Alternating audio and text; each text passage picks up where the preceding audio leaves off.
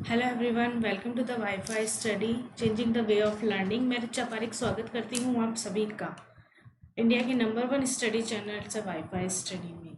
Last class की अगर मैं बात करूँ तो मैंने वहाँ बात करी थी आपसे एप्लीकेशन ऑफ इंडक्टिव इफेक्ट, जो कि हमारे वहाँ कंप्लीट हो चुके हैं। इंडक्टिव इफेक्ट हमारा वहाँ पूरा हो चुका है। आज मैं बात करूँगी आपसे application of hyper conjugation. Application of hyper conjugation की आज हम बात करेंगे। आज की क्लास स्टार्ट करने से पहले मैं चाहूँगी कि आप जल्द से जल्द इस क्लास को शेयर करें ताकि और लोग भी हमसे आके जुड़ सके।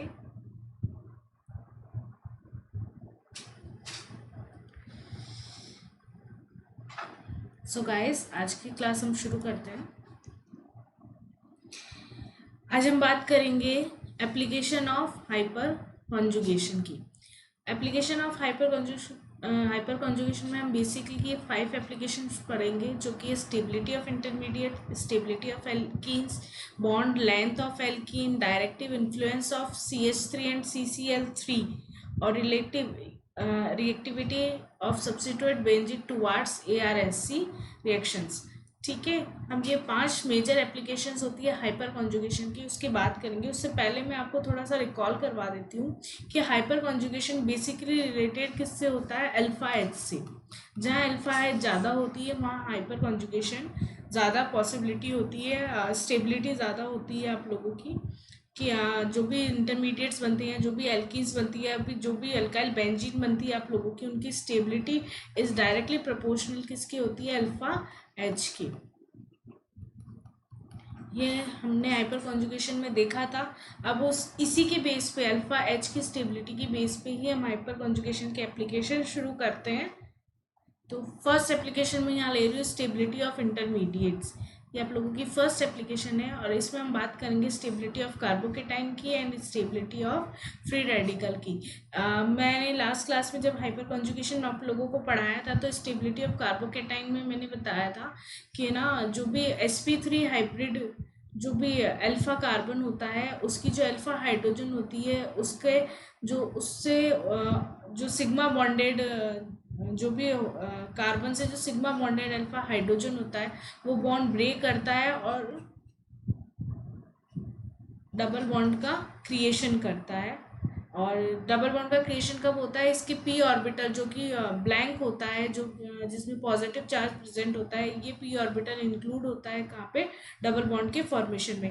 और रही बात फ्री रेडिकल में, फ्री रेडिकल में क्या होता है, बॉन्ड और ऑलरेडी कार्बन के जो p ऑर्बिटल होता है उसमें एक और इलेक्ट्रॉन प्रेजेंट होता है, और sp3 हाइब्रिड जो आपके पास जो भी कार्बन होता है उसके जो उससे उसमें उपस्थित जो अल्फा एच होती है आप लोगों की, उसका जो सिग्मा बॉन्ड होता है उसका एक इलेक्ट्रॉन पार्टिसिपेट करता है यहाँ बॉन्ड क्रिएशन में। और ये एक p ऑर्बिटल है जिसके ऊपर जो उपस्थित जो जो इसके ऊपर जो उपस्थित जो p ऑर्बिटल है, इसमें जो उपस्थित p ऑर्बिटल है, उसका जो ऑड इलेक्ट्रॉन होता है वो यहाँ पार्टिसिपेट करता है और बनाता है डबल बॉन्ड का फॉर्मेशन करता है।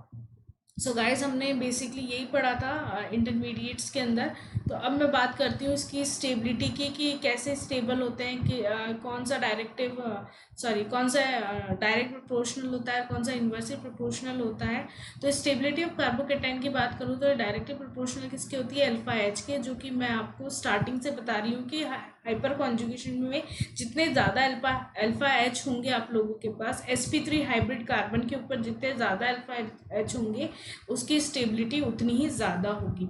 अगर मैं बात करूं तो मैंने आपको, जब मैंने इंडक्टिव इफेक्ट बताया था, तब मैंने आप लोगों को एक चीज़ ये भी बताई थी कि प्लस आई या माइनस आई, यानी इंडक्टिव इफेक्ट एक ऐसा इफेक्ट है जो रेजोनेंस के साथ भी पार्टिसिपेशन करता है और हाइपर कॉन्जुगेशन के साथ भी पार्टिसिपेशन करता है।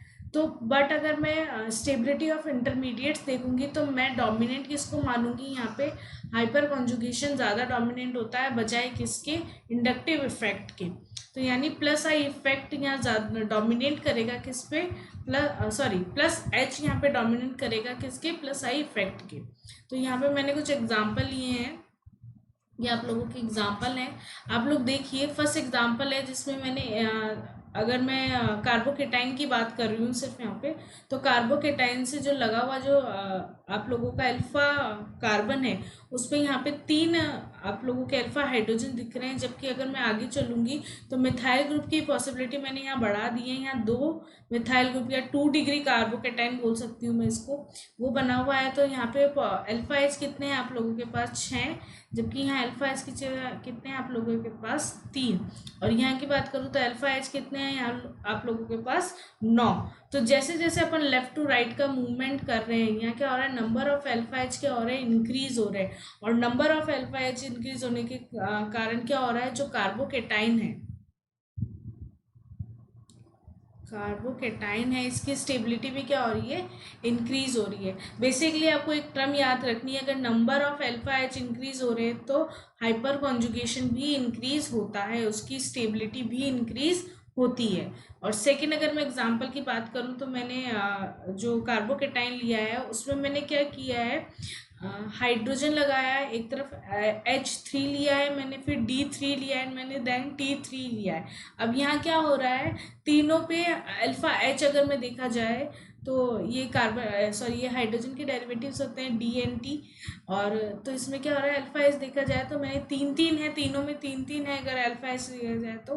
But strength of H plus क्या हो रही है, डिक्रीज हो रही है। स्ट्रेंथ क्या हो रही है, कम हो रही है। किसकी? हाइपर कॉन्जुगेशन की स्ट्रेंथ क्या हो रही है, जब लेफ्ट टू राइट मूव कर रहे हैं वो डिक्रीज हो रही है, क्योंकि इलेक्ट्रॉन रिलीजिंग जो पावर है वो क्या हो रही है, इसकी इलेक्ट्रॉन रिलीज करने की जो कैपेसिटी हो रही है वो कम हो रही है, क्योंकि उसका मॉलिक्यूल का जो शेप है वो थोड़ा सा लार्ज होता जा रहा है। इस वजह से इलेक्ट्रॉन रिलीज करने की पावर क्या हो रही है, वहाँ कम हो रही है। इस वजह से क्या होता है, प्लस एच जो इफेक्ट है वो आप लोगों का धीरे धीरे कम होता जा रहा है, जिसकी वजह से कार्बोकेटाइन की जो स्टेबिलिटी है वो भी धीरे धीरे कम होती जा रही है। नेक्स्ट अगर एग्जाम्पल की मैं बात करूं आप लोगों के लिए, तो मैंने यहाँ एग्जाम्पल आप लोगों के लिए लिया है CH3 CH2, और मैंने यहाँ पे जो मिथाइल ग्रुप है उसकी पॉसिबिलिटी बना दी है। यहाँ तो यहाँ मैंने लिया है C2H5 और CH2। कार्बोकेटाइन पे सेम चीज़ लिया है, बट अगर मैं अल्फा एच की बात करूँ, अपन लोगों को सिर्फ बेसिकली चीज़ याद रखनी कि अगर आप हाइपर कॉन्जुगेशन की बात कर रहे हैं तो अल्फा एच की बात आप लोग करेंगे ही करेंगे। अगर मैं अल्फा एच की बात करूँ तो ये कार्बोकेटाइन है, इसके पास वाला कार्बन क्या हो गया, अल्फा कार्बन, और इससे लगी हुई एच क्या हो गई, अल्फा एच। तो यहाँ पे अगर मैं बात करूँ तो यहाँ पे अल्फा एच कितनी है आप लोगों के पास, 3। और जबकि यहाँ पे मैं बात करूँ तो यहाँ पे अल्फा कार्बन कौन सा है आप लोगों का, ये वाला कार्बन, ये वाला कार्बन कौन सा है, अल्फा कार्बन। और इस पे लगी हुई जो ये एच है ये कितनी है आप लोगों की, ओवरऑल अल्फा एच यहाँ पे कितनी है, 2।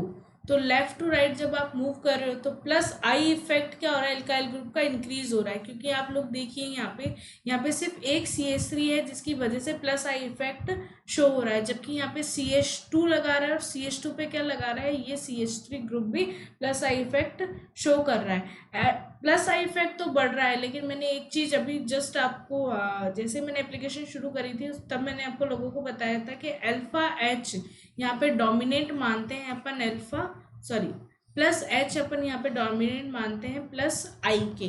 तो अगर प्लस आई बढ़ रहा है नहीं बढ़ रहा है उससे अभी अपन को कोई मतलब नहीं है, अपन को सिर्फ ये देखना है कि प्लस एच बढ़ रहा है या नहीं बढ़ रहा है।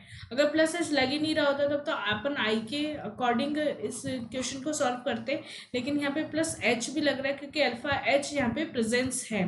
तो plus H left to right जब मूव कर रहे हैं तो डिक्रीज हो रहा है क्योंकि अल्फा एच की वैल्यू कम हो रही है। यहाँ पे 2 है अल्फा एच और आप लोगों की यहाँ पे 3 अल्फा एच है। तो because of plus H decrease हो रहा है, तो इसकी वजह से किसकी वजह से हो रहा है, वो अल्फा एच की वजह से डिक्रीज हो रहा है। तो स्टेबिलिटी ऑफ कार्बोकेटाइन भी क्या होगी, डिक्रीज होगी। अगर यहाँ पे अल्फा एच प्रेजेंस ही नहीं होती, जैसे मैंने मान लो मैं नेक्स्ट आप लोगों का ये ले लेती, जैसे CH3 ले लिया मैंने, C ले लिया, यहाँ पे भी मैंने CH3 ले लिया, ये भी मैंने CH3 ले लिया, एंड देन मैं आपको यहाँ पे बोलती CH2 प्लस, यहाँ पे अल्फा एच प्रेजेंट ही नहीं है, तब आप क्या कौन सा इफेक्ट लगाते, प्लस आई इफेक्ट लगाते। पर डोमिनेट हमेशा कौन सा करेगा, प्लस एच इफेक्ट। जबकि आगे के जो 2 एग्जाम्पल्स हैं, इसी के बाद का एग्जाम्पल लेके चल रही हूँ, जबकि ये 2 एग्जाम्पल इसमें प्लस अल्फा एच प्रेजेंट है तो अगर यहाँ पे भी अल्फा एच प्रेजेंट नहीं होती तब अपन प्लस आई देख लेते, बट यहाँ पे प्रेजेंट है तो पहले इन दोनों का कंपेरिजन होगा कि आप लोगों को प्लस एच कौन सा ज़्यादा शो करा है, किसके पास अल्फा एच ज़्यादा है। अगर ये दोनों के पास, इन दोनों के पास अल्फा एच सेम होगी, तब नेक्स्ट पॉसिबिलिटी आती है कि कार्बन एटम कौन से सेम होते हैं, वो अपन आगे पढ़ेंगे, जस्ट इसके बाद में आएगी। तो यहाँ पे अभी बेसिकली अपन लोग क्या देखते हैं, अल्फा एच की प्रोबेबिलिटी देखते हैं कि किसके पास अल्फा एच ज़्यादा है। जिसके पास अल्फा एच ज़्यादा होती है वो क्या करता है, उसकी स्टेबिलिटी ऑफ कार्बोकेटाइन क्या होती है, वहाँ पे कार्बोकेटाइन की स्टेबिलिटी क्या हो जाती है, ज़्यादा हो जाती है। और जिसके पास अल्फा एच कम होती है उसके पास कार्बोकेटाइन की स्टेबिलिटी क्या हो जाती है, कम हो जाती है। अब बात करती हूँ सेकेंड इंटरमीडिएट कौन सा होता है, फ्री रेडिकल के बारे में। अब हम बात कर रहे हैं यहाँ पे सेकेंड के बारे में, जो कि है फ्री रेडिकल। फ्री रेडिकल क्या होता है, अगर फ्री रेडिकल की मैं बात करूँ तो मैंने लास्ट क्लास में आप लोगों को बताया था कि जैसे ये कार्बन कार्बन बॉन्ड है, इस पे 2 हाइड्रोजन लगे हुए हैं, यहाँ पे पी ऑर्बिटल है जिसमें एक ऑड इलेक्ट्रॉन प्रेजेंट है। इस कार्बन के पास एक यहाँ पे 3 हाइड्रोजन प्रेजेंट है। इस कार्बन के पास अपना एक ऑर्बिटल प्रेजेंट है जो इसके साथ बॉन्डेड है। ये वाला जो आपके पास डबल बॉन्ड है ये इसके साथ ऑलरेडी बॉन्डेड है। तो ये क्या करता है, अपने जो इलेक्ट्रॉन है, जो हाइड्रोजन के पास इसके इलेक्ट्रॉन है ये 2, इन दोनों इलेक्ट्रॉन्स में से एक इलेक्ट्रॉन तो इसको देगा और एक इसका इलेक्ट्रॉन आएगा और दूसरा इलेक्ट्रॉन ये as a free radical use करेगा और यहाँ पे डबल बॉन्ड का फॉर्मेशन होगा। ये डबल बॉन्ड ऐसे बनता है आप लोगों का, carbon hydrogen as a free radical, double bond carbon hydrogen hydrogen.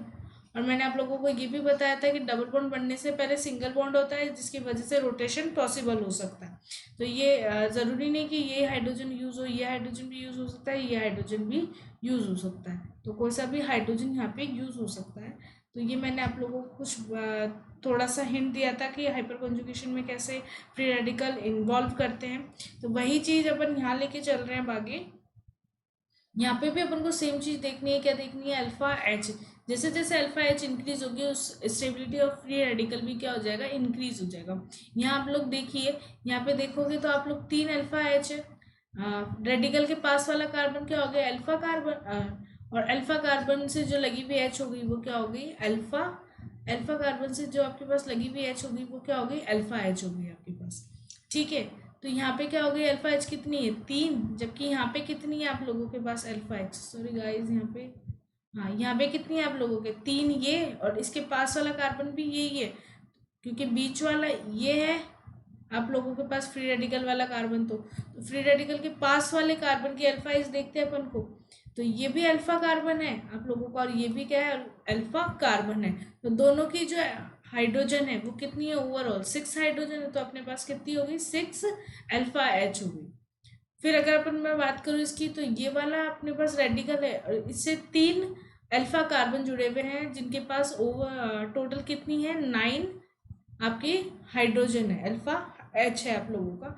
तो नंबर ऑफ अल्फा एच क्या हो रही है, धीरे धीरे यहाँ पे क्या हो रही है, इंक्रीज हो रही है। Number of alpha H increase हो रही है तो क्या हो रहा है, डीलोकेलाइजेशन ऑफ फ्री रेडिकल भी क्या हो रहा है, इंक्रीज हो रहा है। अब डीलोकेलाइजेशन ऑफ फ्री रेडिकल का क्या मतलब हो रहा है, जो इसके ऑर्बिटल का जो इसका ऑर्बिटल है जो ये खाली है, वो ज़रूरी थोड़ी है कि इसी कार्बन की अल्फा एच से रिएक्ट करके ये वाला पॉसिबिलिटी बनाए अपनी। हो सकता है वो इस कार्बन की अल्फा एच ले ले, यानी इसके पास 9 अल्फा एच है जिनमें से ये 9 तरह की अलग अलग स्ट्रक्चर बना सकता है, अलग अलग हाइड्रोजन को यूज कर सकता है, जबकि ये 6 स्ट्रक्चर बनेगी इसकी, और इसकी कितनी बनेगी, 3 स्ट्रक्चर बनेगी। तो डीलोकलाइजेशन ऑफ फ्री रेडिकल क्या हो गया, इंक्रीज हो गया, यानी ऑड इलेक्ट्रॉन क्या हो गया, डीलोकलाइजेशन ऑफ ऑड इलेक्ट्रॉन भी क्या हो गया, इंक्रीज हो गया। फ्री रेडिकल बोल दूं या ऑड इलेक्ट्रॉन बोल दूं, बात एक ही है। इसी वजह से क्या हो गया, स्टेबलाइजेशन ऑफ फ्री रेडिकल भी क्या हो गया, इंक्रीज हो गया, यानी स्टेबिलिटी भी क्या अपनी हो गई, इंक्रीज हो गई किसकी, फ्री रेडिकल की। होप करती हूँ गाइस आपको समझ में आया होगा मैं क्या समझाना चाह रही हूँ। यहाँ पे अपन को बेसिकली स्टेबिलिटी देखनी होती है जो कि अपन अल्फा एच को कंपेयर करके आसानी से देख सकते हैं। सेकेंड, अगर मैं एप्लीकेशन की बात करूँ तो सेकेंड आप लोगों की एप्लीकेशन है यहाँ पे स्टेबिलिटी ऑफ एल्कीन। सेकेंड आप लोगों की एप्लीकेशन क्या है, स्टेबिलिटी ऑफ एल्कीन। एल्किन दो तरह की हो सकती है, पहली होती है कॉन्जुगेट एल्किन और दूसरी होती है नॉन कॉन्जुगेट एल्किन। अगर आपको एग्जांपल, अगर आपके पास क्वेश्चन आ जाए जिसमें कॉन्जुगेट और नॉन कॉन्जुगेट दोनों तरह के एल्किन है, तो हमेशा याद रखिएगा कि कॉन्जुगेट एल्किन की स्टेबिलिटी ज़्यादा होती है नॉन कॉन्जुगेट एल्किन से। अब ये कॉन्जुगेट एल्किन की स्टेबिलिटी अपन कैसे चेक कर सकते हैं? अगर मान लो सारी कॉन्जुगेट एल्किन दे रखी है तो उसमें कैसे अपन चेक करेंगे? जहाँ पे नंबर ऑफ अल्फा हाइड्रोजन ज़्यादा होंगे उसकी स्टेबिलिटी भी क्या होगी?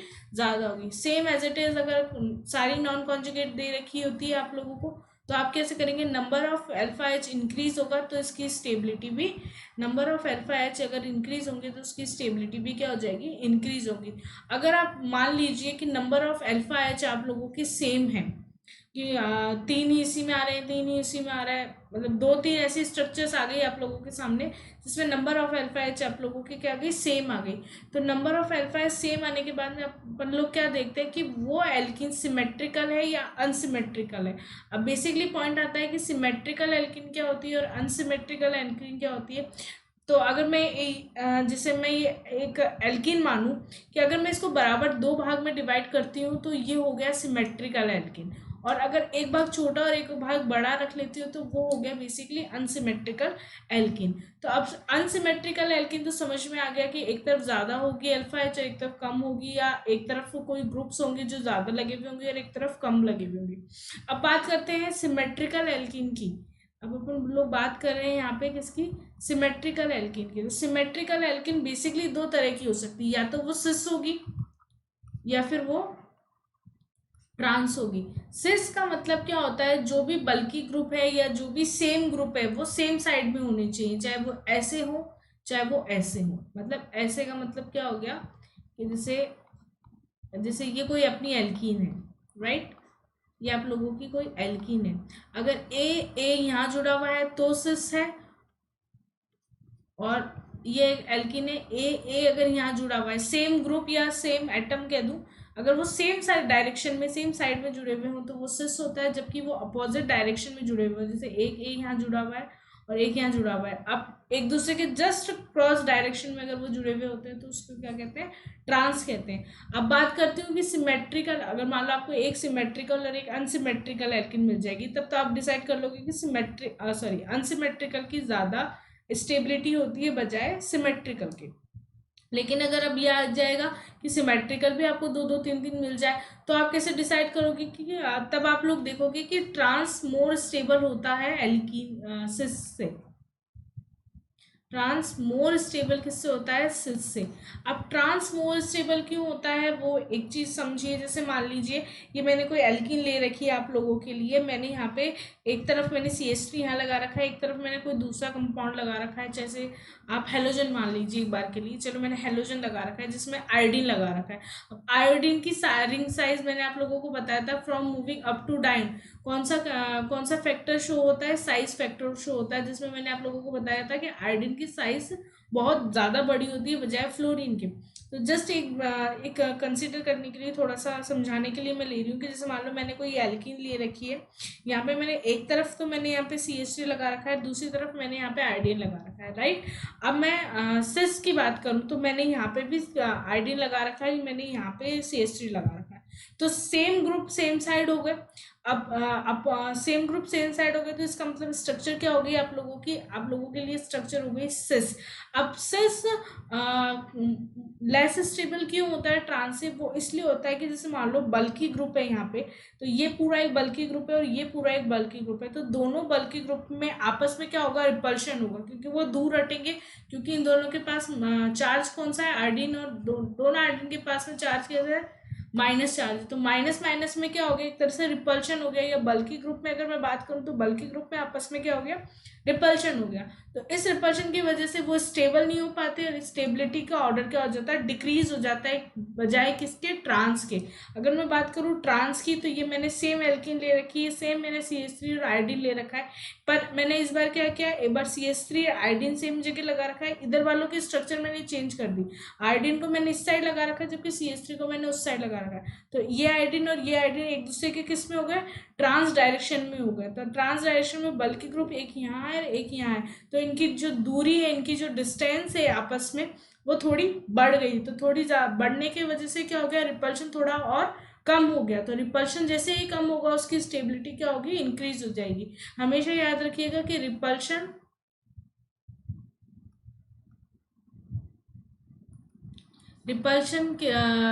के इन्वर्सली प्रोपोर्शनल होती है स्टेबिलिटी। मतलब रिपल्शन जितना ज़्यादा होगा उसकी स्टेबिलिटी उतनी ही कम हो जाएगी। और अट्रैक्शन की ये डायरेक्टली प्रोपोर्शनल होती है, जो आप लोगों को ऑब्वियस सी बात है, आप लोगों को पता होगा। आई होप गाइज आपको स्टेबिलिटी ऑफ एल्किन समझ में आया होगा। अब मैंने यहाँ पे कुछ क्वेश्चंस ले रखे हैं, तो उस क्वेश्चंस में आप लोगों का सारा मतलब अभी तक जो अपन ने चाहे वो अनसिमेट्रिकल ले लो, चाहे सिमेट्रिकल ले लो, चाहे अल्फा एच ले लो, तो ये जो भी हमने अभी जो भी अभी बात करी है, कॉन्जुगेट ले लूँ, नॉन कॉन्जुगेट ले लूँ, तो ये सारा भी इस क्वेश्चंस में डिसाइड हो जाएगा। यहाँ पे क्वेश्चन आप लोगों के लिए क्या है, arrange the following in decreasing order of there stability.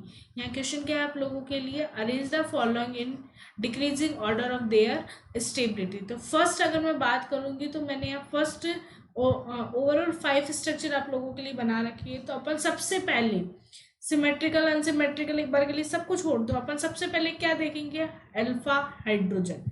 अगर आप लोगों का वो अल्फा हाइड्रोजन से अगर क्वेश्चन सॉल्व हो रहा है तो अपन को symmetrical unsymmetrical conjugate non conjugate यहाँ तक जाने की ज़रूरत ही नहीं। अगर अल्फा हाइड्रोजन से सारा क्वेश्चन सॉल्व हो रहा है तो जिसकी अल्फा हाइड्रोजन ज़्यादा होती है उसकी स्टेबिलिटी ज़्यादा होगी। तो अब अगर आप लोग बात करो तो यहाँ पे अनसेचुरेटेड एल्किन कौन सी है, ये है। यहाँ पे आप लोगों के एल्किन कहाँ है, ये रही, यही है। तो इससे लगा हुआ ये कार्बन और ये कार्बन, कौन सा कार्बन हो गया, अल्फा कार्बन हो गया। तो यहाँ पे 2 हाइड्रोजन ये लगी हुई है और 2 हाइड्रोजन ये लगी हुई, तो ओवरऑल इसके पास कितनी हो गई, 4 हाइड्रोजन हो गई। अब मैं बात करूँ इसकी, तो ये रही एल्किन आप लोगों की, इसका कार्बन कौन सा हो गया, ये रहा अल्फा कार्बन और ये रहा अल्फा कार्बन। अब इससे ऑलरेडी एक मिथाइल ग्रुप जुड़ा हुआ है यहाँ पे, राइट। अब मैं यहाँ से बॉन्ड बना के छोड़ा हुआ है, इसका मतलब कार्बन जुड़ा हुआ है कोई एक। तो ये कार्बन जुड़ा हुआ है, तो इस कार्बन की वैलेंसी कितनी होती है, 4 होती है। हर कार्बन की वैलेंसी कितनी होती है, 4 होती है, 1 2 3। अब यहाँ पे सिर्फ एक हाइड्रोजन बच गया और यहाँ पे भी सिर्फ एक हाइड्रोजन बच गया। तो ओवरऑल यहाँ पे अल्फा हाइड्रोजन कितने हुए आप लोगों के पास, 2। अब मैं बात करती हूँ इस एल्किन की, राइट। तो इस एल्किन से अल्फा हाइड्रोजन कहाँ पे है, आप सॉरी अल्फा कार्बन कौन सा है, एक कार्बन ये रहा, दूसरा ये रहा और तीसरा ये रहा आप लोगों को। क्योंकि अल्फा कार्बन देखना है, कितने भी कार्बन लगे हुए हो सकते हैं आप लोगों के पास, आप लोगों को बस उसकी काउंटिंग रखनी है कि अल्फा कार्बन आप लोगों के पास कितने हैं। अब इनसे जुड़ी हुई हाइड्रोजन देखते हैं, 1 2 3 4 5 6 7। ऑब्वियसली इसकी तीनों वैलेंसी हाइड्रोजन से फिल है। तो ओवरऑल आप लोगों के पास यहाँ पे कितनी आ गई, 7 हाइड्रोजन आ गई। अब बात करूँ मैं इसकी, तो आपके पास एल्कीन कौन सी हो गई, ये अल्फा कार्बन क्या हो गया, एक तो ये हो गया, एक ये हो गया, एक ये हो गया और एक ये हो गया। तो यहाँ पे 2, यहाँ पे भी 2 2 2 4 और यहाँ पे 3 3 4 और 4 10। तो ओवरऑल आपके पास हाइड्रोजन कितनी आ गई, अल्फा हाइड्रोजन 10। फिर अगर मैं नेक्स्ट में आगे जाऊं तो यहाँ पे कौन सी हो गई, एल्कीन अनसैचुरेटेड एल्कीन, ये हो गई आप लोगों के पास में। अब अल्फा कार्बन की बात करूँ तो एक कार्बन तो ये रहा, एक कार्बन ये रहा और एक कार्बन आप लोगों का ये रहा। तो ये 2 यहाँ पे हो गई हाइड्रोजन, 2 यहाँ पे हो गए। इस कार्बन पे कितनी हुई, 2 ही इस कार्बन पे होगी। तो ओवरऑल आप लोगों के पास कितनी है, 6। अब आप लोग ये देखिए कि जितनी भी अपन ने फर्स्ट एग्जाम्पल में जितनी भी हाइड्रोजन्स है, क्या है, अलग अलग हाइड्रोजन शो हो रही है। किसी में 2 है, किसी में 7 है, किसी में 10 है। तो अपन हाइड्रोजन के बेस में निकाल सकते हैं ऑर्डर। तो यहाँ ऑर्डर क्या है, 4 3 5 1 2, राइट। ऐसे ही आगे के एग्जाम्पल्स देखिए। अब बात करते हैं ये। तो अब मैंने एक चीज बताई थी कि एल्कीन की अगर मैं बात करूँ तो मैंने क्या बताया था, कॉन्जुगेट इसकी स्टेबिलिटी ज़्यादा होती है किससे, नॉन कॉन्जुगेट से। तो अगर कॉन्जुगेशन का मतलब क्या होता है, रेजोनेंस शो करना, यानी ये डबल बॉन्ड इधर जा सकता है और ये डबल बॉन्ड इधर जा सकता है। वापस से इसकी रेजोनेटिंग स्ट्रक्चर क्या हो सकती है, यहाँ पे माइनस आया तो फिर ये वापस से इधर मूव हो सकता है। तो ये कॉन्जुगेशन में भाग ले सकता है, double bond as a conjugation में भाग ले सकता है। तो कॉन्जुगेट की क्या होती है, स्टेबिलिटी ज़्यादा होती है नॉन कॉन्जुगेट से। ये आप लोगों को मैंने पहले वाली जस्ट स्लाइड में बताया। तो यहाँ पे कॉन्जुगेट एल्कीन कौन सी है, सिर्फ ये एक है, अकेली है, तो इसकी स्टेबिलिटी सबसे ज़्यादा अपन ने मेंशन कर दी। अब इसके अल्फा हाइड्रोजन गिनने की अपन को कोई ज़रूरत नहीं है। अगर वो कॉन्जुगेट है तो उसकी स्टेबिलिटी ज़्यादा होगी। अगर सारी ही कॉन्जुगेट आप लोगों को मिले, जैसे यहाँ पे तो नहीं मिली, जैसे मान लो सारी ही कॉन्जुगेट है लेकिन आप लोगों को मिले, तब आप अल्फा हाइड्रोजन गिनेंगे कि अब अल्फा हाइड्रोजन के बेस पे अपन डिसाइड करते हैं कि कौन सा स्टेबल ज़्यादा होगा। अब मैं बात करती हूँ नॉन कॉन्जुगेट की। नॉन कॉन्जुगेट ये आप लोगों के पास ये तीनों के तीनों क्या है, नॉन कॉन्जुगेट है। अब नॉन कॉन्जुगेट में वही चीज अपन देखेंगे कि अल्फा हाइड्रोजन कितना है। अब अल्फा हाइड्रोजन से नहीं होगा तो अपन सिमेट्रिकल और अनसिमेट्रिकल पे जाएंगे, और अगर उससे भी नहीं हुआ तो सिमेट्रिकल को भी दो पार्ट में डिवाइड करेंगे जो कि एस और ट्रांस। बट अगर अल्फा हाइड्रोजन से अगर यहाँ पे पॉसिबल हो गया तो अपन लोग आगे कैरी ऑन कर देंगे। तो यहाँ पे क्या आया, आपका ऑर्डर क्या आया, 1 4 3 2, ये आप लोगों का ऑर्डर निकला। अब सेम ऐसे ही नीचे वाले के नेक्स्ट एग्जांपल की बात करूं तो यहाँ पे अल्फा हाइड्रोजन 6 है, क्योंकि अल्फा कार्बन क्या है, एक तो ये रहा और एक ये रहा, तो 3 इसके पास 3 इसके पास, ओवरऑल कितनी आ गई, 6 आ गई। अगर इसकी बात करूँ तो 3 यहाँ 3 यहाँ, यहाँ तो कोई है ही नहीं, एल्कीन ही ये रही कार्बन, इसके पास तो कुछ भी नहीं है, इसके हाइड्रोजन काउंट होते नहीं है। इससे लगा हुआ अगर कोई कार्बन होता है तो उसके हाइड्रोजन अपन यहाँ पे काउंट करते, तो ओवरऑल यहाँ पे भी क्या आ गई, वही 6 एल्कीन है। यहाँ की बात करूँ तो एक तो अल्फा कार्बन ये रहा, एक ये रहा और एक ये रहा, तो ओवरऑल आप लोगों के पास क्या ही 9 आ गई अल्फा हाइड्रोजन। और यहाँ की बात करूँ तो ये तो रही एल्कीन आप लोगों की, ये रही, और इससे लगा हुआ कौन सा कार्बन है, ये, तो इस पे ओवरऑल कितने हैं, 3, तो ये 3 आप लोगों की यहाँ आ गई। तो इस अकॉर्डिंग आप निकाल सकते हो इसका ऑर्डर, डिक्रीजिंग ऑर्डर। सबसे ज़्यादा अल्फा हाइड्रोजन किसकी है, 3 के पास, फिर है 2 के पास, अब फिर है 1 के पास। अब 2 और 1 मैंने कैसे करी, अब ये सिमेट्रिकल है और अनसिमेट्रिकल है, तो ये दोनों ही क्या है, सिमेट्रिकल कार्बन है। अरे बाबा आप लोग देखिए ना कि एक तो सिस दे रखी है, दोनों के पास क्या हो गया, अल्फा हाइड्रोजन क्या हो गई, सेम सेम हो गई। अब मैं कॉन्सेप्ट कौन सा लगाऊंगी, अनसिमेट्रिकल और सिमेट्रिकल वाला, और अगर दोनों ही सिमेट्रिकल होगा तो मैं कौन सा कॉन्सेप्ट लगाऊंगी, सिस और ट्रांस वाला। पर एक अगर आप देखो तो एक सिमेट्रिकल है और एक दूसरी अनसिमेट्रिकल है। अब कैसे है, अब जैसे देखो मैं यहाँ से इसको अगर तोड़ती हूँ, जैसे थर्ड का फर्स्ट ही मैं ले लेती हूँ आप लोगों के लिए अलग से, ये वाली है स्ट्रक्चर आप लोगों की। अगर मैं यहाँ से इसको तोड़ती हूँ तो ये बराबर पार्ट में डिवाइड होता है। अगर मैं किसी चीज़ को यहाँ से, इसको, इस पेन को यहाँ से तोड़ूंगी तो ये बराबर पार्ट में डिवाइड होगा। तो ये जैसे ही बराबर पार्ट में डिवाइड हुआ, ये जैसे ही बॉन्ड बराबर पार्ट में डिवाइड हुआ कि हाफ तेरे पास गया हाफ मेरे पास गया, तो ये तो क्या हो गया, सिमेट्रिकल आप लोगों के लिए। अब अनसिमेट्रिकल का मतलब क्या हो गया, दूसरी एल्किन आप लोगों की ये थी, अगर मैं इस बॉन्ड को तोड़ती हूँ, डबल बॉन्ड को तोड़ती हूँ, तो ये क्या हो गया, दोनों तरफ यहाँ तो कार्बन कार्बन वाले ग्रुप गए जबकि यहाँ पे दोनों तरफ हाइड्रोजन हाइड्रोजन वाले आ गया, तो ये क्या हो गया, अनसिमेट्रिकल हो गया।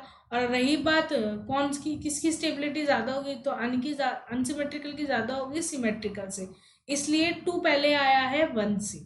ओके, फोर्थ एग्जाम्पल की अगर मैं बात करूँ तो यहाँ पे मैंने 4 स्ट्रक्चर ले रखी है जिसको मैंने अल्फा एच के अकॉर्डिंग सॉल्व कर दिया है। यहाँ पे अल्फा एस से ज़्यादा जाने की जरूरत ही नहीं पड़ी क्योंकि अल्फा एस से सारा सॉल्व हो रहा था। अल्फा एस के बाहर तब आपको निकलना है जब एक या दो अल्फा एच ऐसी आए जो आप लोगों को बराबर दिखे, तब आपको उसके आगे का सोचना है कि कॉन्जुगेट है या नॉन कॉन्जुगेट का कॉन्सेप्ट लग रहा है यहाँ पे, या सिमेट्रिकल अनसिमेट्रिकल का कॉन्सेप्ट लग रहा है, या सिस और ट्रांस का कॉन्सेप्ट लग रहा है, तब जाके आप लोगों को आगे फर्दर सोचना है। अब अगर मैं 5 की बात करूँ तो यहाँ पे आप लोग देखिए कि 2 कॉन्जुगेट है, यानी कॉन्जुगेशन का मतलब क्या होता है, लगातार अगर आप लोगों को डबल बॉन्ड शो हो रहा है, जैसे मान लो ये कोई भी मैंने एल्कीन ली, यहाँ पे लगातार एक को छोड़ के एक डबल बॉन्ड अगर शो हो रहा है, एक बॉन्ड को छोड़ के दूसरे बॉन्ड पे अगर डबल बॉन्ड शो हो रहा है तो वो तो कॉन्जुगेट होगी। लेकिन अगर जैसे मान लो मैंने ये एल्कीन ली, एक बॉन्ड मैंने यहाँ लगाया, एक बॉन्ड मैंने यहाँ लगाया, यहाँ पे 2 बॉन्ड छूट रहे, सॉरी यहाँ पे 1 2 3 बॉन्ड छूट रहे हैं, तो इसका मतलब क्या है, ये कॉन्जुगेशन में भाग नहीं लेगा, तो ये नॉन कॉन्जुगेट हो गया। समझ में आ रहा है आप लोगों को।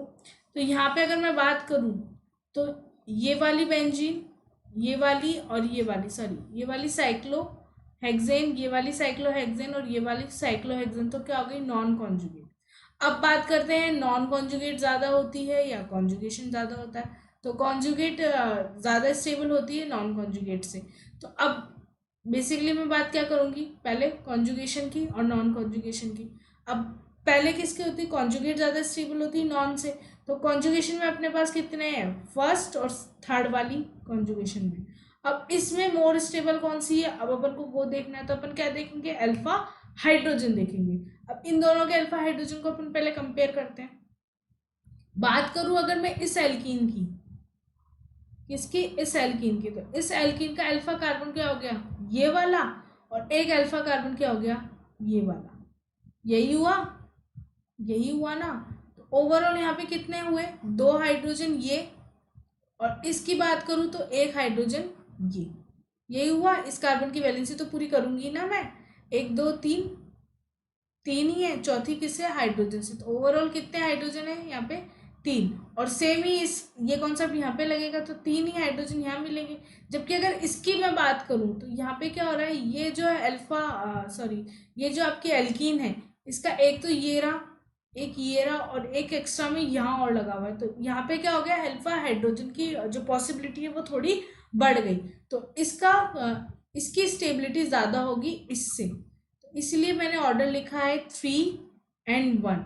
फिर बात करूँ इनकी, तो अब इनकी अल्फा एच निकाल लो और ऑर्डर समझ में आ जाएगा आप लोगों का, कि 5 ज़्यादा कैसे हुई, 2 ज़्यादा कैसे हुई, या 4 ज़्यादा कैसे हुई। एक बार बता देती हूँ फिर भी। ये एल्किन है, इस एल्किन का अल्फा हाइड्रोजन ये रहा। अब चाहे इस एल्किन की बात करूँ चाहे इसकी बात करूँ, इनके अल्फा हाइड्रोजन ये। ओवरऑल कितने हाइड्रोजन आप लोगों के पास आए यहाँ पे, 4। इसकी बात करूँ तो अल्फा कार्बन ये रहा, तो इसका कितना हुआ हाइड्रोजन, 1। और यहाँ पे भी कितना हुआ, 1। तो ओवरऑल कितने हाइड्रोजन आए आप लोगों के पास, यहाँ पे 4 आए, यहाँ पे क्या है, 2 हाइड्रोजन आए। अब इसकी बात करूँ तो एक तो ये रहा अल्फा हाइड्रोजन, सॉरी कार्बन, एक ये रहा और एक ये रहा। तो यहाँ पे कितना हुआ, 2, यहाँ पे भी 2, और यहाँ पे ओवरऑल 3। तो कितना हुआ, 7 आप लोगों को यहाँ पे मिल गए। तो सबसे ज़्यादा किसके पास हुई, 5 वाले के पास, तो 5 आया। फिर उससे ज़्यादा किसके पास हुई, 2 वाले के पास, तो इसलिए मैंने यहाँ पे 2 लिखा, एंड देन 4। तो आप लोगों का ऑर्डर क्या आ गया, ये 3 1 5 2 4 ऑर्डर आ गया। अब अगर मैं बात करूँ नेक्स्ट 6 नंबर की, तो 6 नंबर की भी आप लोग निकाल सकते हो, 6 नंबर के लिए भी आप लोग निकाल सकते हो। यहाँ पे मैंने ज़ीरो अल्फा हाइड्रोजन क्यों करी है देख लिए आप, एक सेकंड समझ लीजिए कि ये है आप लोगों की एल्कीन। तो एल्कीन से लगा हुआ जो पहला कार्बन होता है वो होता है आप लोगों का क्या, अल्फा कार्बन। जबकि यहाँ पे ऐसी कोई पॉसिबिलिटी नहीं है, सिर्फ ये एल्कीन दे रखी है आप लोगों को। तो अल्फा जब कार्बन ही नहीं है तो अल्फा हाइड्रोजन हो नहीं सकती, इसलिए मैंने यहाँ पे 0 मेंशन किया है। बाकी आप लोग आराम से यहाँ पे सॉल्व कर सकते हैं। नेक्स्ट की अगर मैं बात करूँ, आई होप आप लोगों को ये जो रीजनिंग बनती है वो समझ में आई होगी अल्फा हाइड्रोजन के बेस पे। अब एक चीज होती है हीट ऑफ हाइड्रोजनेशन, यानी हाइड्रोजनीकरण की ऊष्मा। इसका मतलब क्या होता है कि 1 मोल अगर आप अनसेचुरेटेड जो भी कंपाउंड लेते हो, 1 मोल अगर अनसेचुरेटेड कंपाउंड लेते हो और एक्सेस में अगर हाइड्रोजन लेते हो, तो जो बॉन्ड होता है अनसेचुरेटेड कंपाउंड का मतलब क्या होता है, कोई भी डबल बॉन्ड या ट्रिपल बॉन्ड आप लोगों को मिलेगा, तो जो भी बॉन्ड होता है उसको तोड़ने में जितनी एनर्जी लगती है वो हीट ऑफ हाइड्रोजनेशन कहलाती है। दैट मीन्स हमेशा नेगेटिव एनर्जी बाहर निकलेगी, डेल्टा एच का मान क्या हो जाएगा, नेगेटिव होगा। ये आप लोगों को यहाँ मेंशन होगा, डेल्टा एच का मान क्या होगा, net. That means some amount of energy is released called heat of hydrogenation. और ये किस पे होती है, ये जो प्रोसेस होता है ना, ये 1 atm और रूम टेम्परेचर पे होता है। इस पे होता है 1 atm एंड रूम टेम्परेचर पे होता है। ठीक है, इसका मतलब क्या होता है, एक अगर पाई बॉन्ड टूटेगा तो 2 सिग्मा बॉन्ड का फॉर्मेशन होगा। ऑब्वियस सी बात है, अगर डबल बॉन्ड टूटेगा तो एक एक इलेक्ट्रॉन फ्री होगा। अगर डबल बॉन्ड है, टूट रहा है, तो डबल बॉन्ड से क्या हो रहा है, ये सिंगल बॉन्ड सिग्मा अपन पाई बॉन्ड तोड़ रहे हैं, तो एक पाई बॉन्ड टूटेगा तो एक इलेक्ट्रॉन तो ये फ्री हुआ, एक इलेक्ट्रॉन ये फ्री हुआ। अब कोई भी नया मॉलिक्यूल जब भी इस पे अटैक करेगा तो क्या बनेगा, कौन सा फॉर्मेशन होगा, एक तो ये रह गया और इसके साथ 1 और 2, तो ऑब्वियसली बात है, जब एक बॉन्ड टूटता है, एक पाई बॉन्ड टूटता है, तो क्या होता है, दो सिग्मा बॉन्ड का क्या होता है, फॉर्मेशन होता है। यानी इसका मतलब क्या हो गया, sp2 hybrid orbital, hybrid orbital किस में कन्वर्ट हो जाता है, sp3 हाइब्रिड ऑर्बिटल में कन्वर्ट हो जाता है। अब हीट ऑफ हाइड्रोजनेशन को अपन एक ग्राफ के अकॉर्डिंग भी समझ सकते हैं। जैसे मैंने एनर्जी और प्रोग्रेस इन रिएक्शन कह दूं, या रिएक्टेंट का प्रोडक्ट में कन्वर्जन कह दूं, तो इसके बीच में अगर मैं ग्राफ खींचती हूँ, तो जो एल्कीन होती है ना, उसकी एनर्जी बहुत हाई होती है।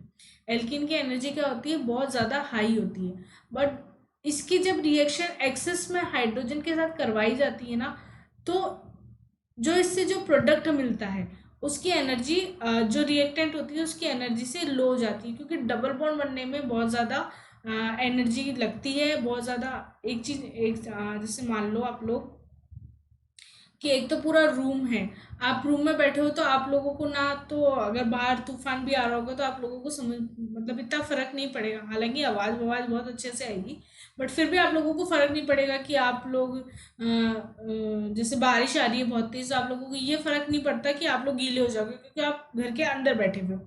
लेकिन उन लोगों को तो फर्क पड़ेगा ना जो घर के बाहर है।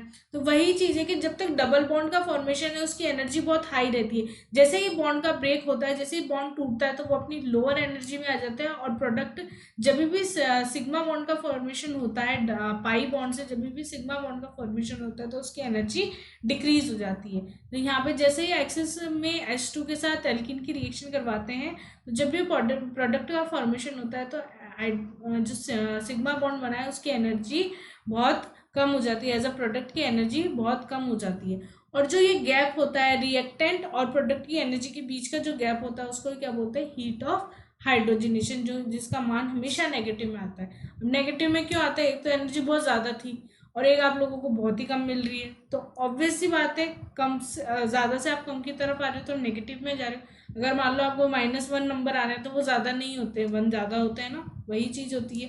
जैसे अपन अपन अपना एग्जाम में यही तो होता है, या तो 4 नंबर ही आएंगे, या 5 नंबर ही माइनस होंगे, क्योंकि आपका सी पार्ट ऐसा ही होता है, आप मिलेगा तो 4 नंबर मिलेंगे, वरना जो 4 आ रहे थे उसमें से एक माइनस और हो जाएगा, मतलब जो पहले का जो 4 आए हुए हैं आपके, उसमें से आप एक माइनस और कर दो, तो 5 नंबर का खेल हो गया एक तरह से। तो वहाँ पे ध्यान रखना पड़ता है, इसलिए यहाँ पे भी आप लोग ध्यान दीजिए कि मैं क्या बोल रही हूँ।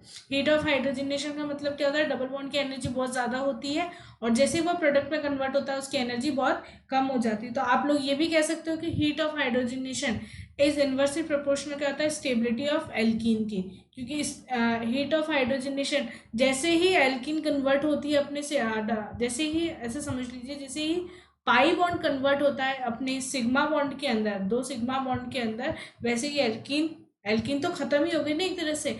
एल्कीन अगर खत्म हो गई तो स्टेबिलिटी तो उसकी जीरो हो ही गई, एल्कीन से एल्केन बन गया, तो स्टेबिलिटी क्या हो गई, जीरो हो गई। तो ऑब्वियस सी बात है कि हीट और हाइड्रोजनेशन जब भी होगा, स्टेबिलिटी ऑफ एल्किन डिक्रीज हो जाएगी। अब एक चीज याद रखिएगा कि आप लोगों को ये पता है कि आप लोग स्टेबिलिटी ऑफ एल्किन कैसे निकाल सकते हैं, लेकिन अगर मैं आप लोगों से ये पूछूं कि हीट ऑफ हाइड्रोजनेशन निकाल के दिए, तो पहले एल्किन की स्टेबिलिटी का ऑर्डर निकाल लीजिए, और उसके बाद में अपन करते हैं, जस्ट उसका रिवर्स कर दोगे, तो आपका हीट ऑफ हाइड्रोजनेशन की स्टेबिलिटी का डिक्रीजिंग या इंक्रीजिंग जो भी ऑर्डर वो पूछेगा वो आ जाएगा। अब आपके आगे जो क्वेश्चन है उसके अकॉर्डिंग ये डिसाइड हो जाएगा। क्वेश्चन है आप लोगों का, arrange the following in decreasing order of their heat of hydrogenation. Heat of hydrogenation अपन लोगों को बताना है। उससे पहले अपन आप लोग क्या देखेंगे, अल्फा एच देखेंगे, क्योंकि अपन को हीट ऑफ हाइड्रोजनेशन तो पता ही नहीं कैसे पता करते हैं, पर अपन को ये पता है कि एल्कीन के वो इन्वर्सली प्रोपोर्शनल होता है। स्टेबिलिटी ऑफ एल्कीन की क्या होता है, इन्वर्सली प्रोपोर्शनल होता है। तो जहाँ स्टेबिलिटी ऑफ एल्कीन ज़्यादा होगी, वहाँ हीट ऑफ हाइड्रोजनेशन सबसे कम होगा। तो पहले अपन एल्कीन की स्टेबिलिटी ऑर्डर निकाल देते हैं, फिर उसको रिवर्स कर देंगे, तो आप लोगों के पास क्या जाएगा, हीट ऑफ हाइड्रोजनेशन।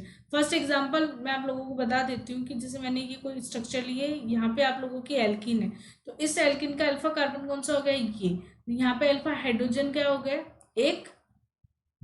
बात करो इस एल्कीन की, तो ये रहा अल्फा कार्बन, और एक ये रहा अल्फा कार्बन, तो यहाँ पे 2 और 2 कितने हो गए, 4। इसकी बात करूँ तो एक तो ये रहा, एक ये रहा, और एक ये रहा, तो ओवरऑल यहाँ पे कितनी होगी, 7 आप लोगों के पास। अगर मैं इसकी बात करूं तो एक ये रहा कार्बन, अल्फा कार्बन, तो यहाँ पे कितने हो गए, 6 तो यही हो गई, 6 और 4 10। तो सबसे ज्यादा एल्कीन किसकी है, सॉरी सबसे ज्यादा अल्फा हाइड्रोजन किसके पास है, फोर्थ नंबर के पास। तो स्टेबिलिटी ऑफ एल्कीन क्या होगी, 4 3 2 1, पर हीट ऑफ हाइड्रोजनेशन इसका इन्वर्सली प्रोपोर्शनल होता है। तो अब अपन को क्या पता है ना, decreasing order of heat of hydrogenation. तो ये हो गया इसका डिक्रीजिंग ऑर्डर, इसको जस्ट रिवर्स कर दीजिए आप, तो इसका आ गया आंसर आप लोगों के पास ऐसे। होप करते हो आप लोगों को समझ में आ रहा होगा कि मैं कैसे सॉल्व कर रही हूँ, कैसे क्या कर रही हूँ। अगर फिर भी नहीं समझ में आ रहा है तो प्लीज़ मुझे कमेंट करके ज़रूर बताना कि इसमें थोड़ी सी प्रॉब्लम आई थी। मैं आपको दोबारा से एक्सप्लेन कर दूंगी। सेकंड क्वेश्चन आप लोग खुद कर सकते हो, दोनों ऑर्डर आप लोगों के सामने लिखे हुए हैं, बस आपको सिर्फ अल्फा हाइड्रोजन देखनी है कि अल्फा हाइड्रोजन कहाँ ज़्यादा है कहाँ कम है। और अगर अगर कॉन्जुगेट और नॉन कॉन्जुगेट का आ जाएगा तो आप लोग उस तरह से कर लोगे, सिमेट्रिकल अनसिमेट्रिकल का आ जाएगा तो आप उसके भी हाफ पे कर लेना।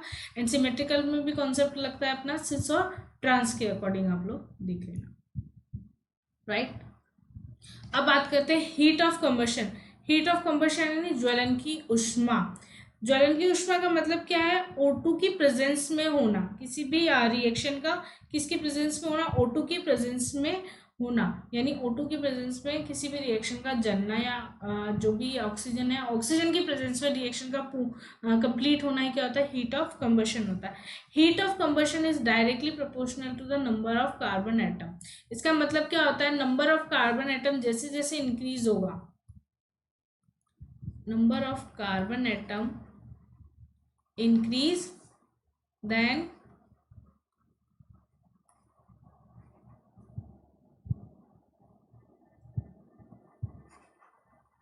हीट ऑफ कंबशन भी क्या हो जाएगा, इंक्रीज।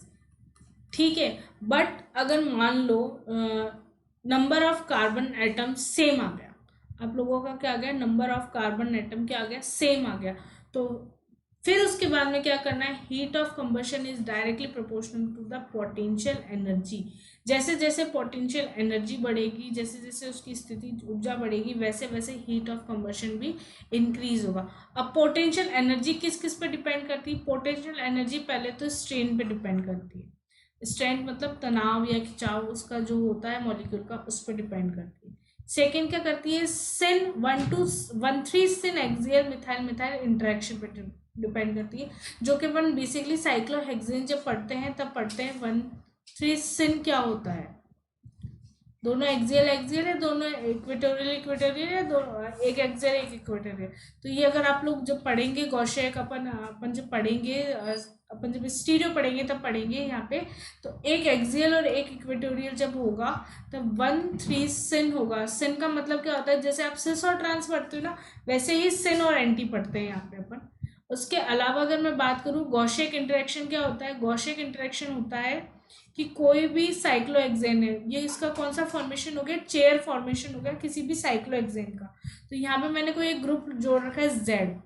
अब गॉसियन इंटरेक्शन का मतलब क्या होता है, जैसे मान लो मैंने यहाँ पे और यहाँ पे एक मिथाइल ग्रुप जोड़ रखा है, तो इसका और इसका, इन दोनों का इससे इंटरेक्शन हो जाएगा, क्योंकि दोनों बल्कि ग्रुप एक साथ एक डायरेक्शन में जब लगते हैं तो इंटरेक्शन होता है, रिपल्शन होता है, तो इसे ही क्या बोलते हैं, गॉसियन इंटरेक्शन बोलते हैं। और फोर्थ फैक्टर आप लोगों को आ जाता है, पोटेंशियल एनर्जी किस पर डिपेंडेबल होती है, स्टेबिलिटी ऑफ एल्कीन पर। स्टेबिलिटी ऑफ एल्कीन के इन्वर्सली प्रोपोर्शनल होती है, ये जस्ट अभी आगे बार हीट ऑफ हाइड्रोजनेशन में भी अपन ने पढ़ा था कि अगर हीट ऑफ हाइड्रोजनेशन में भी अपन लोगों ने पढ़ा था कि स्टेबिलिटी ऑफ एल्कीन आप लोगों को वहाँ पे भी इन्वर्सली चला था, यहाँ पे भी इन्वर्सली चला था। अब अगर मान लो हीट ऑफ हाइड्रोजनेशन में जब एल्कीन की स्टेबिलिटी पढ़ रहे थे तो वो इसके इन्वर्सली था, तो इसका मतलब क्या हो गया, हीट ऑफ कंबशन, या मैं बोल दूं कि हीट ऑफ कंबशन के वो क्या हो गया, डायरेक्टली प्रोपोर्शनल हो गया हीट ऑफ हाइड्रोजनेशन। और हीट ऑफ कंबशन क्या है, एक तरह से पोटेंशियल एनर्जी के अकॉर्डिंग अपन लोग डिसाइड कर रहे हैं यहाँ पे। तो यहाँ पे अगर मैं देखा जाए तो मेरा क्वेश्चन है एक आप लोगों के लिए, arrange the following in decreasing order of their heat of combustion. Heat of combustion का डिक्रीजिंग ऑर्डर डिसाइड करना है, जो कि अपन लोगों को नहीं पता कि हीट ऑफ कंबशन का डिक्रीजिंग ऑर्डर अपन कैसे निकालते हैं, लेकिन अपन लोगों को ये पता है कि एल्कीन का स्टेबिलिटी ऑर्डर अपन लोग कैसे निकाल सकते हैं। तो या तो आप एल्कीन का स्टेबिलिटी ऑर्डर निकालो, या आप लोग सेकेंड चीज किससे डिसाइड कर सकते हो, नंबर ऑफ कार्बन एटम। इन दो को याद रख लेना, इन दो से ही मैक्सिमम क्वेश्चन सॉल्व हो जाते हैं हम लोगों के, मैक्सिमम रीजनिंग सॉल्व हो जाती है हम लोगों की, कि जिसका नंबर ऑफ कार्बन एटम ज़्यादा होगा वहाँ हीट ऑफ कंबशन ज़्यादा होगा, और जिसकी स्टेबिलिटी ऑफ एल्कीन ज़्यादा होगी उसका हीट ऑफ कंबशन उतना ही कम होगा, क्योंकि स्टेबिलिटी के इन्वर्सली होता है, जबकि कार्बन एटम के जो नंबर्स होते हैं उनके डायरेक्टली प्रोपोर्शनल होता है। एग्जाम्पल की बात करूँ तो फर्स्ट एग्जाम्पल है आप लोगों के सामने ये, या मैं बात करूँ तो ये मैंने सॉल्व किया है नंबर ऑफ कार्बन एटम के अकॉर्डिंग। यहाँ पे नंबर ऑफ कार्बन एटम पूरे स्ट्रक्चर में कितना है आप लोगों को ये गिनना है। तो यहाँ पे नंबर ऑफ कार्बन एटम आप लोगों के पास 6 है। कार्बन एटम कितना है यहाँ पे 6 है आप लोगों के पास, जबकि यहाँ पे कार्बन एटम कितना है आप लोगों के पास 5 है। हाँ 5 है। यहाँ पे आप लोगों के पास क्या है 4 है। तो जैसे जैसे लेफ्ट टू राइट अगर अपन मूव करें तो क्या होता है, नंबर ऑफ कार्बन एटम क्या हो रहा है, नंबर ऑफ कार्बन एटम क्या हो रहा है, डिक्रीज हो रहा है, राइट। और हीट ऑफ कंबशन क्या हो जाएगा, वो भी डिक्रीज हो जाएगा। तो ऑर्डर आप लोगों के पास आ गया 1 2 3। ऐसे आप लास्ट वाला भी कर सकते हैं, ये एग्जांपल भी आप लोगों को सॉल्व हो जाएगा सेम इसी पैटर्न के अकॉर्डिंग। अब थर्ड अपन एप्लीकेशन की अगर बात करें तो वो बॉन्ड लेंथ ऑफ एल्कीन हो जाएगी। ये थर्ड आप लोगों की एप्लीकेशन होगी, बॉन्ड लेंथ ऑफ एल्कीन। अब लेंथ के कैसे डायरेक्टली प्रोपोर्शनल होती है, क्या इन्वर्सली प्रोपोर्शनल होती है, तो ये जो भी आप लोगों को यहाँ पे सामने दे रखा है बॉन्ड ऑर्डर से लेकर आप लोगों को नंबर ऑफ अल्फा हाइड्रोजन तक, ये आप लोगों को याद रखना पड़ेगा कि किसके डायरेक्टली प्रोपोर्शनल होती है, किसके इन्वर्सली प्रोपोर्शनल होती है। तो बॉन्ड ऑर्डर किसके डायरेक्टली प्रोपोर्शनल होता है, बॉन्ड स्ट्रेंथ के और बॉन्ड एनर्जी, और आप लोगों के रोटेशन बेरियर हो गया, इजी ऑफ रोटेशन के इन्वर्सली हो गया, फ्रिक्वेंसी, ये म्यू जो है ये एज अ फ्रिक्वेंसी है।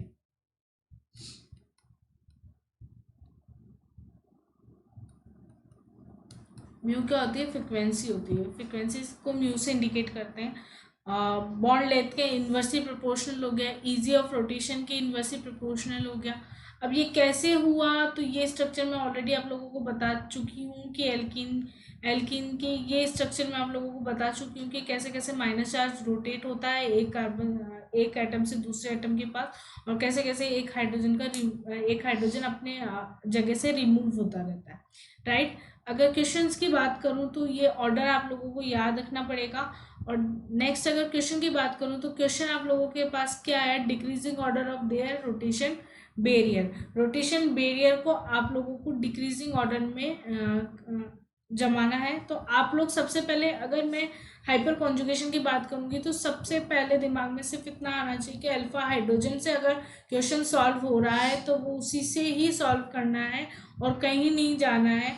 अल्फा हाइड्रोजन का कॉन्सेप्ट बस याद रखना। अगर बॉन्ड लेंथ की बात हो रही है तो बॉन्ड लेंथ के अल्फा हाइड्रोजन क्या होता है, बॉन्ड लेंथ के अल्फा हाइड्रोजन डायरेक्टली प्रोपोर्शनल होता है, क्योंकि ये यहाँ पे भी इन्वर्स चल रहा है, ये यहाँ पे भी इन्वर्स चल रहा है। तो इन्वर्सली प्रोपोर्शनल आप लोग किसके बोलोगे, बॉन्ड ऑर्डर के। अगर आप लोगों को बॉन्ड ऑर्डर दे रखा होगा और आपसे नंबर ऑफ अल्फा हाइड्रोजन हम पूछेंगे तो वो उसके क्या हो जाएगा, इन्वर्सली प्रोपोर्शनल हो जाएगा। अगर ये इस क्वेश्चन की बात करूँ तो यहाँ पे मैंने क्या बोला है, रोटेशन बेरियर बताना है मुझे, यानी इसको रोटेट करवा रही हूँ तो कितना मुश्किल है, किस में कितना मुश्किल आ रहा है कि किसको रोटेट करवाना ईजी है, किसको रोटेट करवाना थोड़ा टफ है।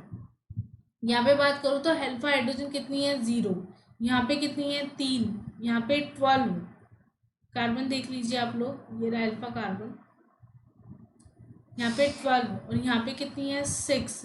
तो जितनी ज़्यादा अल्फा हाइड्रोजन होगी उतना ही घुमाना मुश्किल होगा डबल बॉन्ड को, वो ट्विस्ट नहीं हो पाएगा। इतने भारी भारी CH2 को इधर CH3 को एक जगह से दूसरी जगह पर शिफ्ट नहीं करा पाएगा।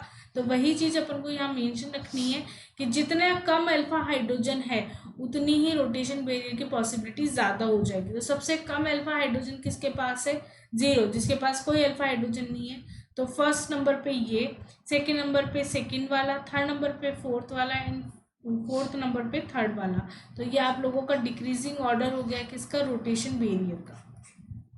ओके, होप करती हूँ गाइज आप लोगों को समझ में आया होगा। बस आप लोगों को ये सीक्वेंस याद रखनी है कि किसके डायरेक्टली प्रोपोर्शनल होता है और किसके इनवर्सली प्रोपोर्शनल होता है। Thank you so much guys आज की क्लास अटेंड करने के लिए। आई होप आपको आज की क्लास पसंद आई होगी। और अगर कोई भी डाउट है आप लोगों के मन में कि ये कैसे सॉल्व हुआ, इस रीजनिंग को कैसे सॉल्व किया, तो प्लीज़ मुझे कमेंट सेक्शन में ज़रूर बताइएगा। और अगर अभी तक भी आप लोगों ने इस क्लास को शेयर नहीं किया हो तो प्लीज़ इसे शेयर करिए अपनी जितनी भी सोशल साइट है। और अगर आप लोगों को आज की क्लास पसंद आई हो तो प्लीज़ इसे लाइक भी करिए। Thank you so much guys.